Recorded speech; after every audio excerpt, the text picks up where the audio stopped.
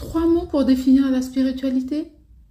Ok, c'est vrai que ce mot est souvent mal compris dans notre société et même nos parents ne s'y retrouvent pas parfois. Alors je vais tenter de vous partager mon expérience.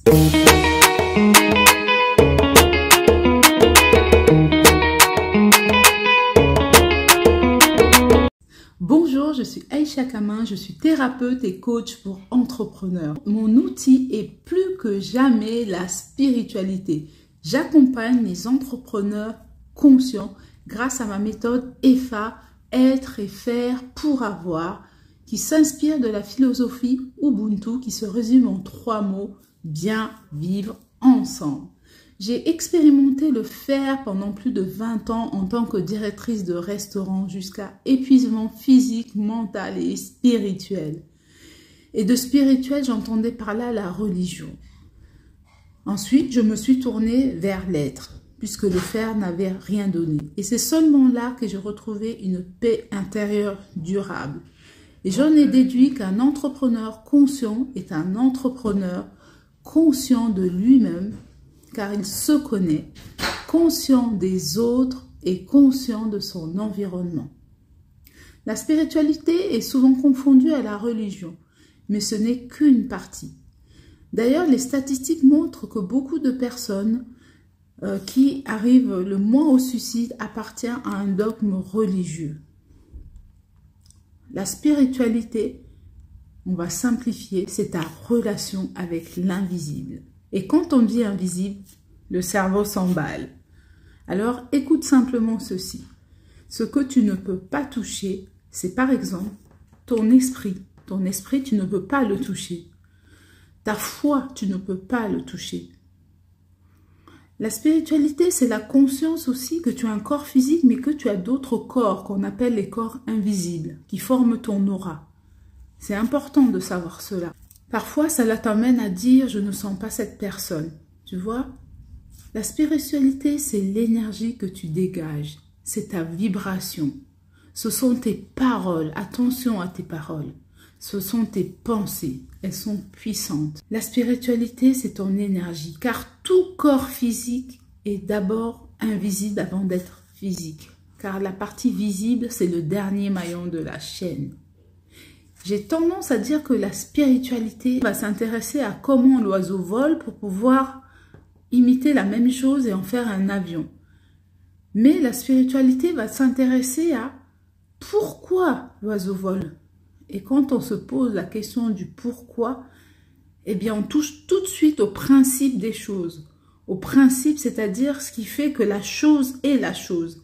Et quand vous connaissez les principes, c'est-à-dire simplement les lois naturelles, et bien du coup, vous pouvez les appliquer dans beaucoup d'autres choses. Donc, de connaître le pourquoi des choses, c'est la spiritualité. J'ai souvent tendance à définir la spiritualité avec les entrepreneurs, on le travaille en 3 points. Comme je vous ai dit, la prière, c'est une partie. Donc, le premier P, c'est la prière. La prière qui peut être sous forme religieuse ou pas. Ça peut être des mantras.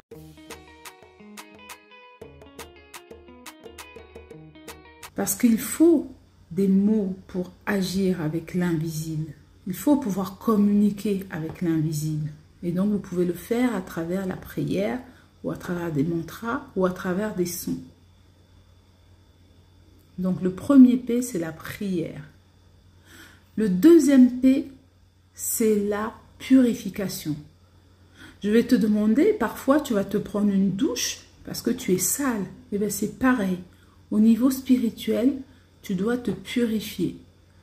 Par exemple, quand tu fais une méditation, c'est de la purification mentale. Et c'est important de se purifier. Il y a beaucoup de sortes de purification dans la spiritualité. Et nous devons nous purifier, sinon nous allons accumuler ce qu'on appelle des entités. Et il faut se purifier. Vous savez, comme nos grands-mères purifiaient la maison avec du sel. Il y a vraiment beaucoup de choses dans la purification. Et le troisième P, c'est la protection. Pour simplifier, je vais te donner un exemple. Tu as une maison, tu as un appartement et quand tu sors, tu ne laisses pas la porte ouverte. Parce que la porte ouverte, c'est la porte ouverte à tout et n'importe quoi. Ou alors, tu as une maison, tu as une barrière que tu fermes à clé. Voilà, c'est une protection. Nous devons nous purifier parce que nous avons ce qu'on appelle parfois des vampires énergétiques qui sont volontaires ou pas. Donc, vous devez purifier votre énergie. Et donc, ça passe par la protection. Parfois, certaines viennent nous voir parce qu'elles sont déjà atteintes. On doit les purifier, passer par des protocoles. Car pour agir avec l'invisible, on doit agir avec des protocoles. Ce qu'on appelle des rituels. Spirituels, c'est rituel.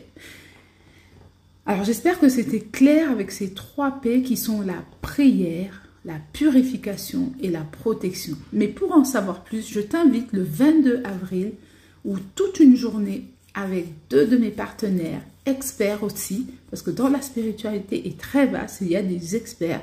Nous allons expérimenter, t'emmener à te connaître, qui tu es, savoir pourquoi tu es sur cette terre.